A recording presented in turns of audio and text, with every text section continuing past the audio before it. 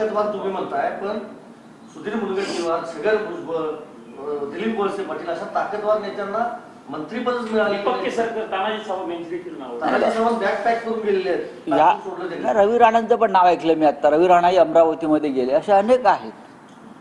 आणि असं कळलं की अडीच वर्षाचा फॉर्म्युला आहे. खरं म्हणजे त्यांनी 6 महिन्याचा फॉर्म्युला केला असता तर सगळ्यांना मंत्रिपद मिळाली असती.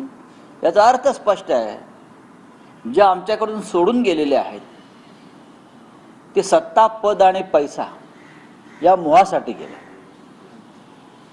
आणि ज्यांच्यावरती भ्रष्टाचाराचे आरोप होते, अकार्यक्षमतेचे आरोप होते, अशा अनेकांना वगळण्यात आलेलं आहे.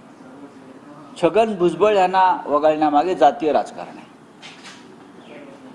छगन भुजबळ यांच्यासारख्या नेत्याला वगळण्यामागे जातीय राजकारण आहे. पण भुजबळ यांच्यासारख्या ज्येष्ठ नेत्यांनी ज्या पद्धतीनं सन्माननीय शरद पवार साहेबांची साथ सोडली ते सगळ्यांना क्लेशदायक होतं.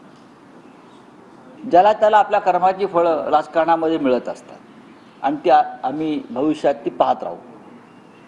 फक्त महाराष्ट्राचं नुकसान होताना दिसत आहे, इतकंच मी सांगतो. मंत्र्यांच्या कामगिरीचं ऑडिट करणार म्हणतात मुख्यमंत्री. खाते वाटत नसताना आतापासूनच ऑडिट केलं जाणार आहे. बघा, देवेंद्रजी हे नरेंद्रजीचे अंधभक्त आहेत.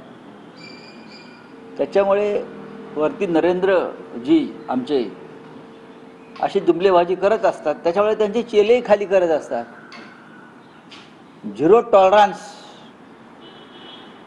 काय भ्रष्टाचाराबाबत झिरो टॉलरन्स ही घोषणा आहे आमच्या नरेंद्रजींची. हा झिरो टॉलरन्सचा विषय जर महाराष्ट्रामध्ये देवेंद्रजींनी राबवला तर त्यांचं 90% मंत्रिमंडळ रिकामं होईल. पण नरेंद्रजी दिल्लीमध्ये सगळ्या भ्रष्टाचारांना आपल्या सभोवती घेऊन बसलेले आहेत. तसे हे महाराष्ट्रातले देवेंद्रजी सुद्धा सर्व ताकदीचे भ्रष्टाचारी, हेवीवेट भ्रष्टाचारी, साधे नाहीत, आपल्या अवतीभोवती घेऊन बसलेले आहेत. तर त्यांच्या बोलण्याकडे फार लक्ष देऊ नका. ऑडिट वगैरे काय नाही, ऑडिट जनता करेल यांचं. गेल्या 6 वर्षात नक्षलवाद संपवला असं रायपूरमध्ये जाऊन गृहमंत्र्यांनी म्हटलं आहे. अमित शहा काल पण फडणवीसांनी पत्रकार परिषदेमध्ये काल म्हटलं की आमचं सरकार ईव्हीएमचं सरकार आहे, पण ईव्हीएम म्हणजे एव्हरी वोट फॉर महाराष्ट्र. बघा, हे असे शब्दांच्या जुमलेबाजा कोट्या करत राहा. त्यासाठी त्यांनी पगारी नोकर खूप ठेवले आहेत अशा कोट्या तयार करून देण्यासाठी. करत राहा, हरकत, आम्ही ऐकत राहू. नक्षलवाद संपला असं वाटतं 6 वर्षात?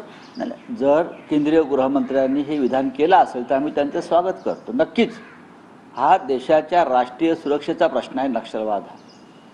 सरकारविषयी आमचे काही मतभेद असले आणि सरकारने या संदर्भात कठोर पावलं उचलून नक्षलवाद्यांचा खात्मा केला असेल आणि त्याची जर फळं आम्हाला पाहता येणार असेल तर आम्ही त्याचे स्वागत करतो.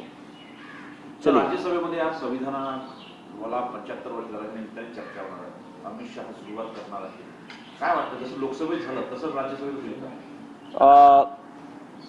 लोकसभेत मोदीने एक भाषण केलं सुंदर. काही शपथा घेतल्या, काही प्रतिज्ञा घेतल्या. त्यातल्या किती प्रतिज्ञा खऱ्या ठरल्या आणि खऱ्या ठरणाऱ्या त्या आपण 10 वर्ष पाहतोय. संविधान, देशाचे संविधान ही जुमलेबाजी नाही. देशाचे संविधान हे असत्य पुस्तक नाही, असत्यात लिहिणाऱ्यांचं पुस्तक नाही. देशाचं संविधान हा या देशाचा आत्मा आहे आणि संसद हे शरीर आहे आणि त्या शरीरातला हा आत्मा आहे.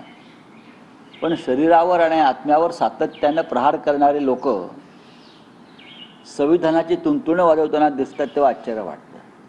जर यांना 400 पार खरोखर झाल्या असत्या तर आज संसदेमध्ये संविधान का बदलू नये याच्यावर चर्चा झाली असती.